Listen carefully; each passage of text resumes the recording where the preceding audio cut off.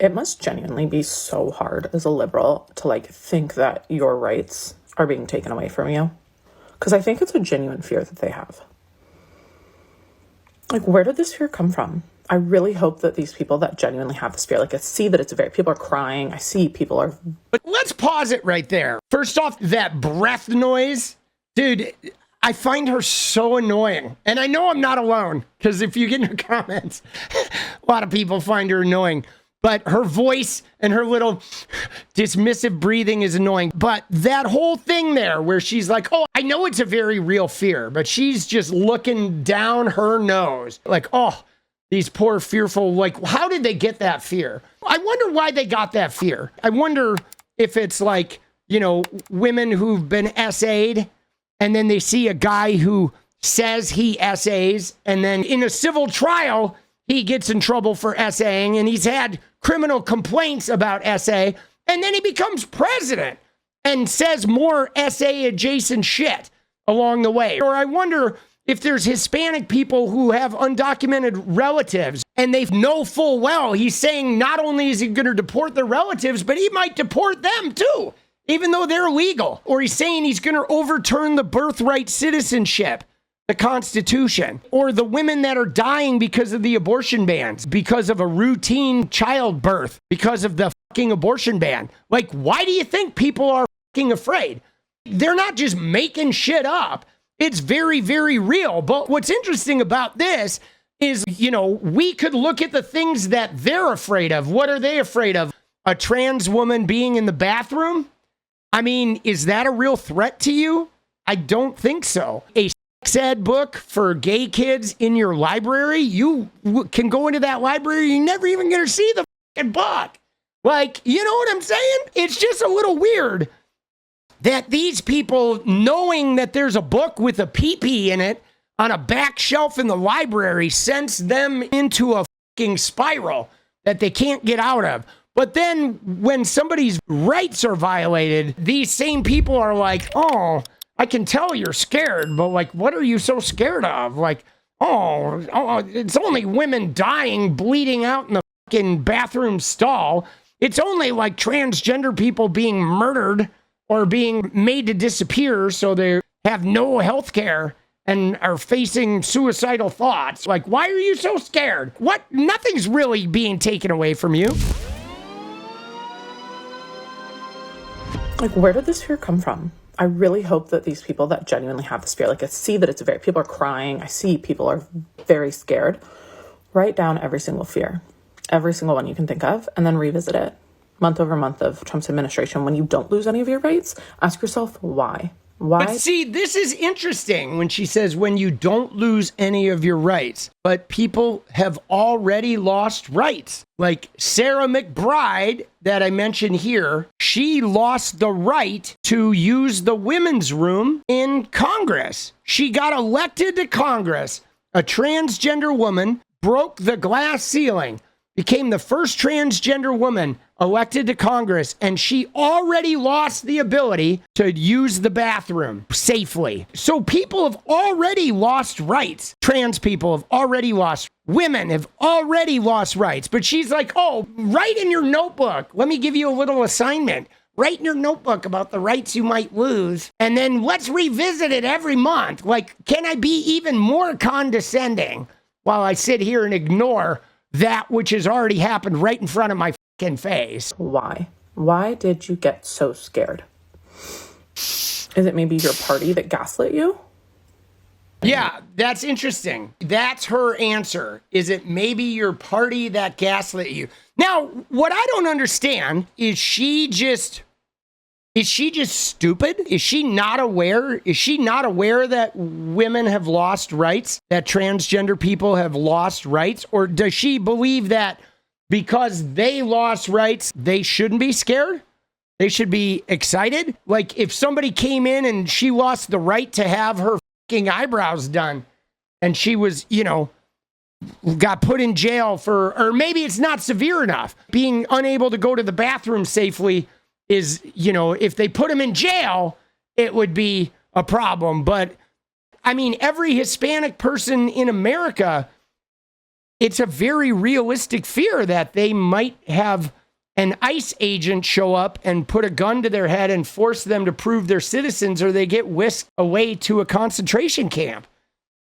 How could you not live in fear of that? I know people of color live in fear of encountering a police officer, like mortal fear, because they know that even with their hands on the steering wheel, if the cop is having a bad day or a crime had just been committed by a person of color right before they get pulled over, that they could reach for the glove box and end up like 𝗙𝗪𝗪𝗡𝗪, end up getting gunned down. And it wouldn't matter if their kids were in the car with them. Like, this shit happens. So it's just really interesting how she's willing to disregard everybody's actual feelings or why they might be afraid or what issues they might have. She's ignoring the reality of what's happening to people in the country around her. And then she's denying all their real experience and saying, oh yeah, you're being gaslit. And I'm going to just like give all kinds of dismissive, weird breath noises. I think somebody even said, like, you need to learn how to breathe. Girl, learn how to breathe and talk to me. Oh, shit. Dude. Oh, my God. But she's getting pretty savage, as she should, because her fucking mentality is so off. Okay, you ready? Now, here, fresh on the heels of her being all dismissive. Why are you so afraid? Oh, are you being gaslit? You're not losing any rights. Oh, you're fucking making shit up. But look at what she says in this one. Daily reminder that not all Republicans are bad and Republicans don't hate you. Despite what the media tells you, despite what you think. We care about our country and we care about protecting our freedoms. We're fighting for you. We're fighting for you, she says. So let's go take Sarah McBride, Republican Nancy Mace, Republican Mike Johnson, Republicans that voted on their resolution to make it so Sarah McBride, the transgender woman, can't go to the bathroom. So how is she fighting for Sarah McBride? How is she fighting for transgender people when they take away HRT or therapy, access to therapy? How is she fighting for women when they're, can't get a medical procedure while having a complication during pregnancy? See, that whole, we didn't vote red to hurt you, but like, here's the thing though, that's crazy, is you can say you didn't vote red to hurt you, but a bunch of people are being hurt by you voting red. So if you're not voting red to hurt people, but once they get hurt by you voting red, you're saying, not my problem?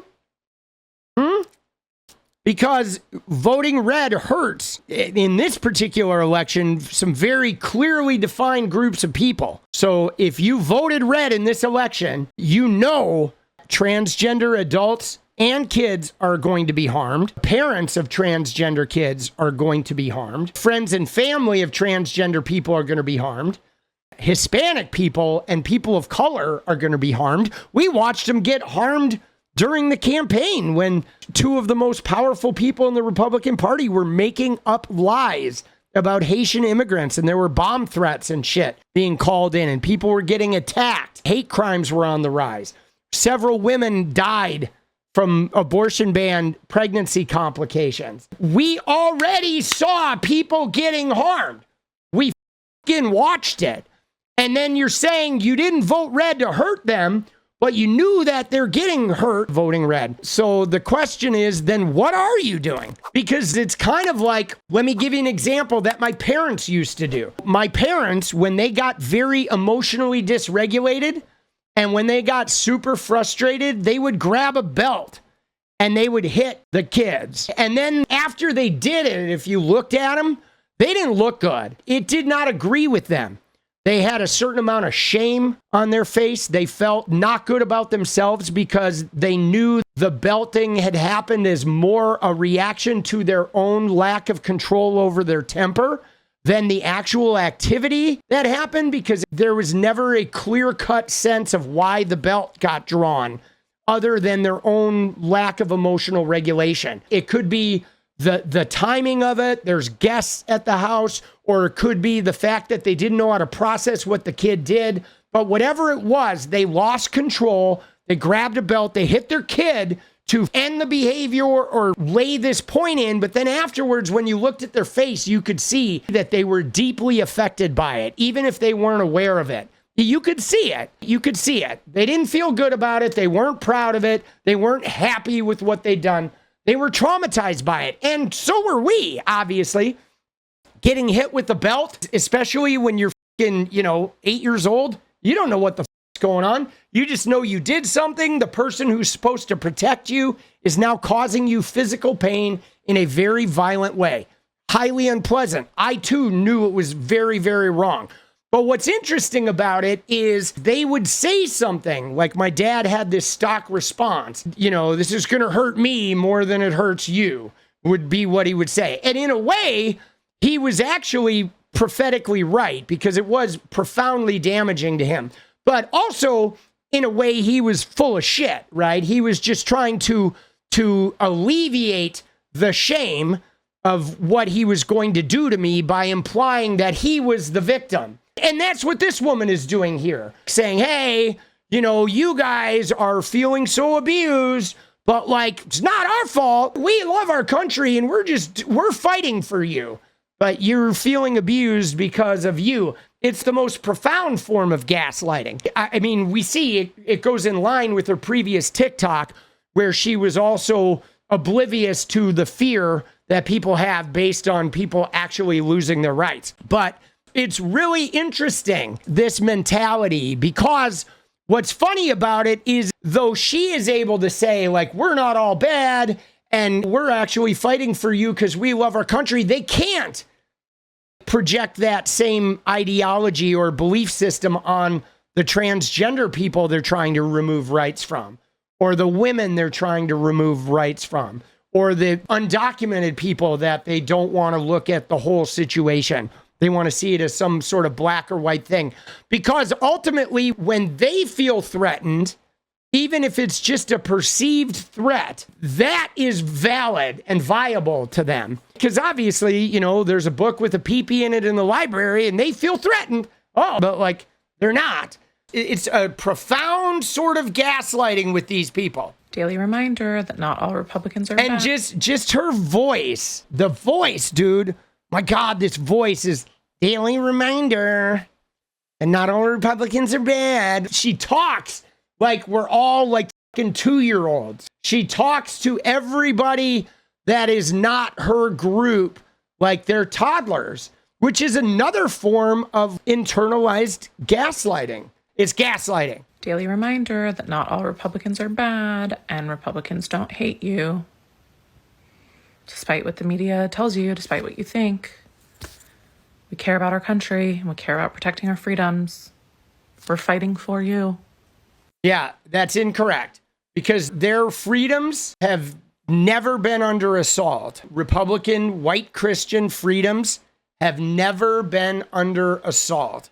And that is profound gaslighting there, because nobody necessarily thinks Republicans hate Democrats. I mean, maybe some people do, but it's not about love or hate.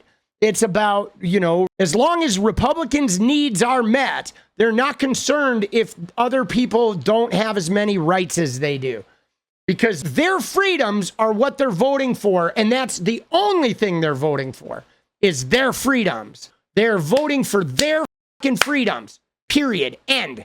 And Democrats are voting for everybody's freedoms. It's a big difference. And specifically, Democrats are voting for the people who have the least amount of freedom. That's kind of the Democratic way. The left-wing way is to go find the groups with the least amount of freedom and to give them more freedom, period. I take issue with what she says, because I'm not going to necessarily say that all Republicans are bad, but I will say this.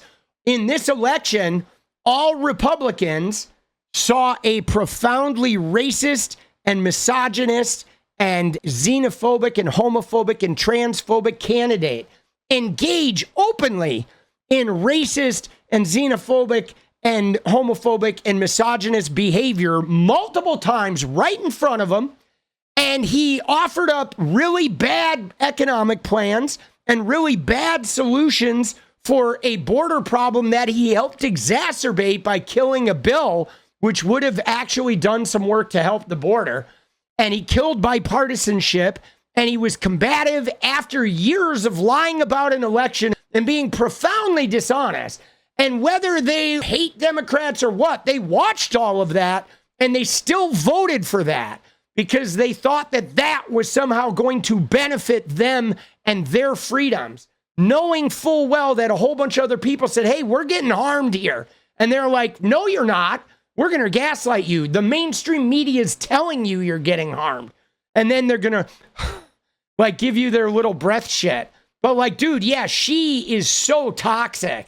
And I'll say this, I hope she doesn't have kids, because this is the kind of woman right here that if she has kids, she is going to like deny her child's emotional condition, like right to their face. She will be actively harming her child and saying, I'm not harming you, honey. What are you doing? You can see it, bro. Look at her. It's fucking disturbing, boss. Like, she's the kind of woman that would have a partner who sexually abuses her kid, and she'll like tell the kid it's not really happening. That's the kind of mentality, man. I know it. I've seen it. I've got people in my family that are like this woman. I got half sisters that are like her, dude. Profoundly toxic. I am noticing a trend happening, guys, that is being perpetuated by right-wing people.